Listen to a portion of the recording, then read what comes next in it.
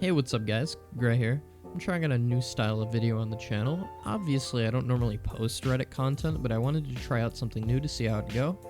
Let's get right on into it. Hope you guys enjoy the video. My limp makes me a bad influence.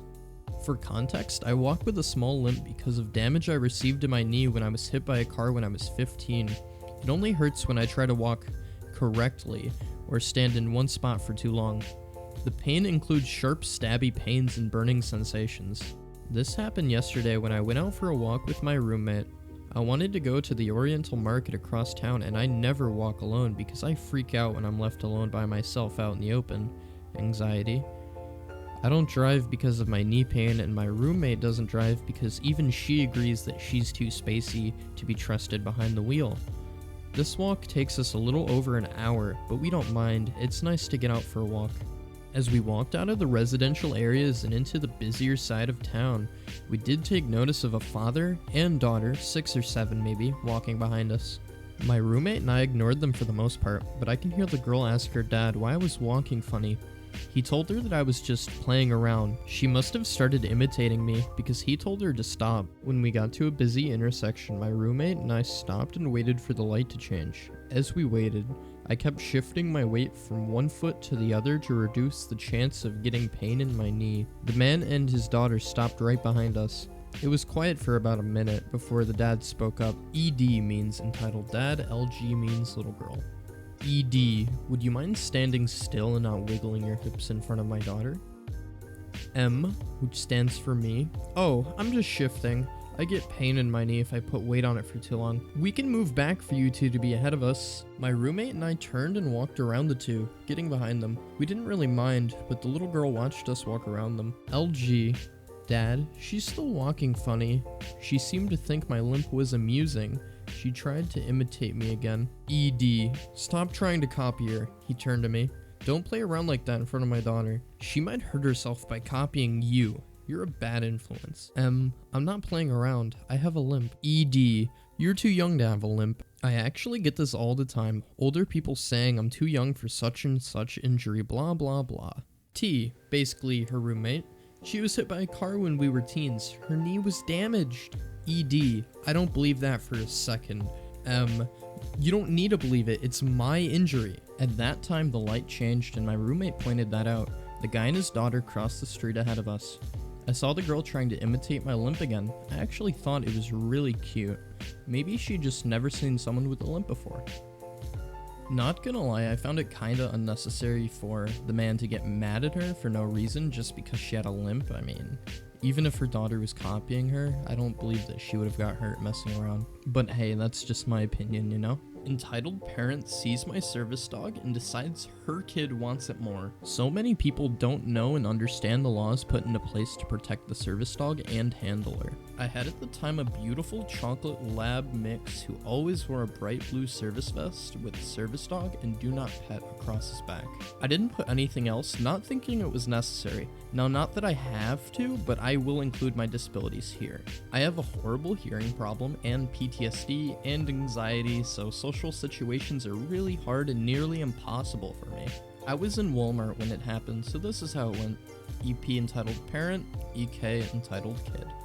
Being the child I am, I was walking through the toy section just because my mother was shopping and it gave my dog Onyx time to practice obedience because normally you never stop training your dog. And a mother and her child walks onto the aisle that we are on. Onyx loses focus for a moment, but after correction he turns and looks at me. The mother and child then just realize that he is on the aisle. Entitled parent, oh my god, look at your dog, go pet him. Entitled kid starts running over to me, causing me to panic a little.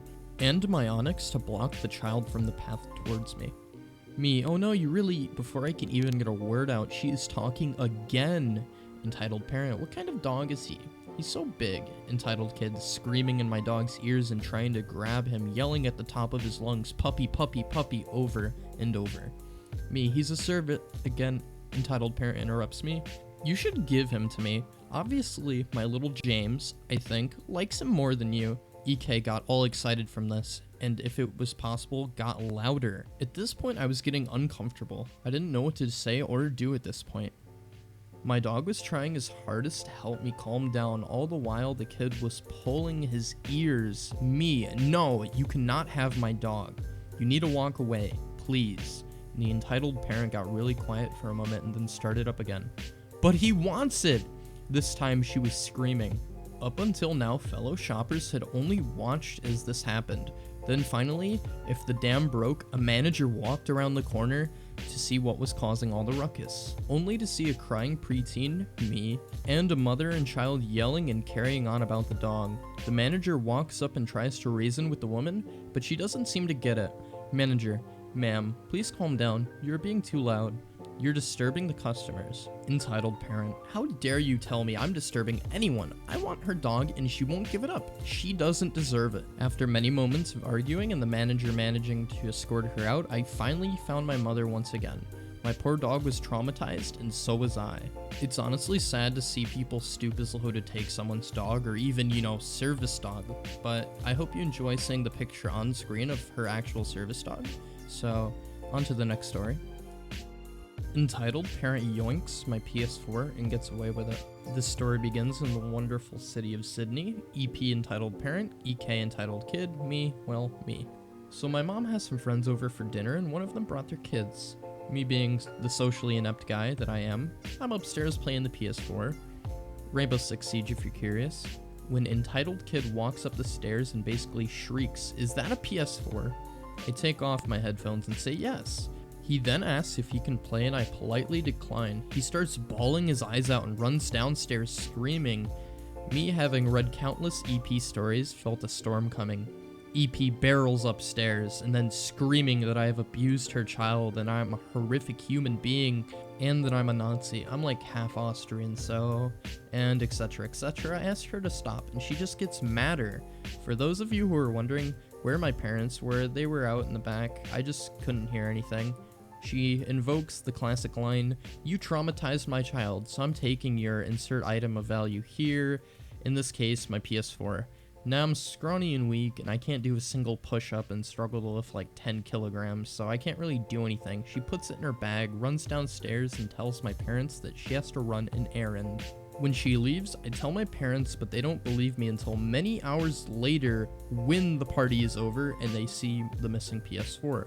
This happened like last week, so the issue is still being resolved. Fingers crossed. Well, I hope you enjoy my first ever Reddit video. If you do, please leave a like and subscribe. I really do appreciate any new subscribers to my YouTube channel, especially since this is a new channel. Thank you guys so much for watching and have a wonderful day.